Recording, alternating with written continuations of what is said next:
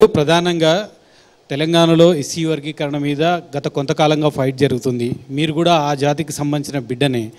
బీజేపీతోనే SC వర్గీకరణ సాధ్యమని మందకృష్ణ మాదిగ అంటున్నారు. ఆ పార్టీకి మద్దతు ప్రకటించారు. ఆ పార్టీ నుంచి కొంతమంది ఎంపీ అభ్యర్థులు కూడా మందకృష్ణ మాదిగ బరిలోకి దింపారు. నిజంగా ఎస్సీ వర్గీకరణ జరుగుతుందా?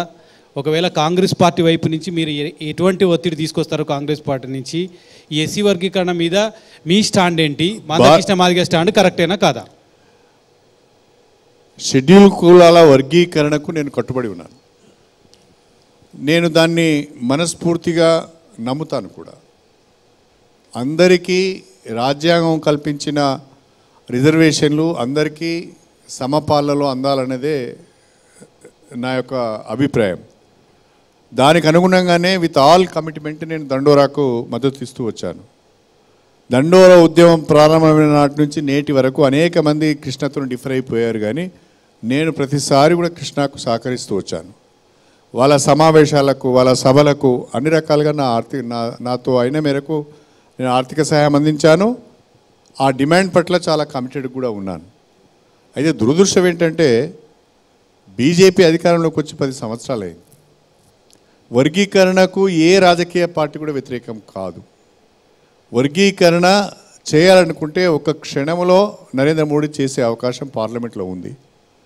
బీజేపీకి అవసరమైన అనేక చట్టాలను రాత్రికి రాత్రే వాళ్ళు పార్లమెంట్లో ప్రవేశపెట్టి చేసుకోగలిగినప్పుడు వర్గీకరణపైన చిత్తశుద్ధి ఉంటే ఒక ఆర్డినెన్స్ ద్వారా, సింపుల్ ఆర్డినెన్స్ ద్వారా వర్గీకరణ అమలు చేసే అవకాశం ఉన్నది. కానీ నరేంద్ర మోడీ గారికి కానీ భారతీయ జనతా పార్టీకి కానీ వర్గీకరణ చేయాలనే ఆలోచన ఉన్నట్టుగా నేను అనుకోవడం లేదు. కానీ మందకృష్ణ వాళ్ళని నమ్ముతున్నాడు. తర్వాత ఎన్నికల తర్వాత పరిస్థితి ఏందో మందకృష్ణకు అర్థమవుతుంది. చూసారు, మందకృష్ణ మాదిగ ఒక వేదిక మీద హక్కున చేసుకొని నరేంద్ర మోడీ గారు వెన్నుదట్టారు. ఆయన ఏడ్చాడు. ఖచ్చితంగా మోడీ గారితో అవుతుందని ఆయన కూడా భరోసా కలిగి. అది ఆయన నమ్మకం అండి, అది ఆయన నమ్మకం. మాకు లేదు ఆయన మీద నమ్మకం. ఎందుకంటే ఇప్పుడు కేసు సుప్రీంకోర్టుకు వచ్చిందండి.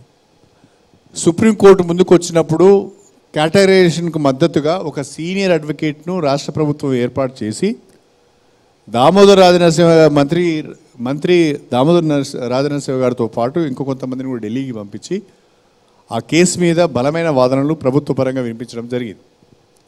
తప్పకుండా తీర్పు నరేంద్ర మోడీకి సంబంధం లేకుండా, కేంద్ర ప్రభుత్వానికి సంబంధం లేకుండానే సుప్రీంకోర్టు తీర్పు వర్గీకరణకు అనుకూలంగా వస్తుంది. ఆ తీర్పు వచ్చిన తర్వాత ప్రభుత్వం తప్పకుండా అమలు చేయవలసిన పరిస్థితి ఏర్పడుతుంది. నరేంద్ర మోడీకి మందకృష్ణకు సంబంధం లేకుండానే వర్గీకరణ జరగబోతుంది. శ్రీహరి గారు, కేంద్రంలో కాంగ్రెస్ నేతృత్వంలో ప్రభుత్వ ఏర్పాటుకి ఎంతవరకు అవకాశం? ఒకవైపు బీజేపీ దూకుడుగా ఎన్నికల ప్రచారం చేస్తుంది. అయోధ్య రామ మందిరంతో పాటు చాలా అంశాలు లేవనెత్తుంది. కాంగ్రెస్ నేతృత్వంలో సంకీర్ణ ప్రభుత్వం కేంద్రంలో వచ్చే అవకాశాలు ఎంతవరకు ఉన్నాయనుకుంటున్నాను? దేశవ్యాప్తంగా లౌకిక శక్తులను బలపరిచే పార్టీ కాంగ్రెస్ పార్టీ.